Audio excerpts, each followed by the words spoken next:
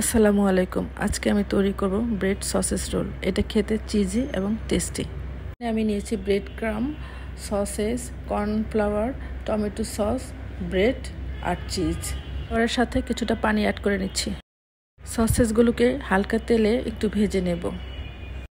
তারপর ব্রেডগুলোকে সুন্দর করে বেলে নেব। একে দিয়ে দেব টমেটো সস, চিজ এবং সসেস দিয়ে ভালো করে ব্রেডটাকে রোল করে নেব। এবার রোলটিকে কর্নফ্লাওয়ার মিশ্রিত পানিতে মিশিয়ে ব্রেড ক্রাম্ব লাগিয়ে নেব। তৈরি হয়ে গেল আমার ব্রেড সসেস রোল। এটা আমি এখন ডিপ ফ্রিজে সংরক্ষণ করে রেখে দেব। যখন প্রয়োজন হবে তখন প্রয়োজন অনুযায়ী বের করে ভেজে নিলেই হয়ে যাবে। 1 ঘন্টা পর ডিপ ফ্রিজ থেকে বের করে আমি রোলগুলোকে এভাবে ছোট ছোট টুকরো করে নিয়েছি। আপনারা চাইলে না করলেও হবে।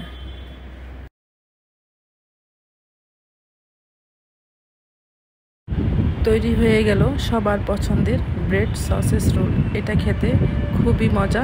একবার বাসায় ট্রাই করবেন।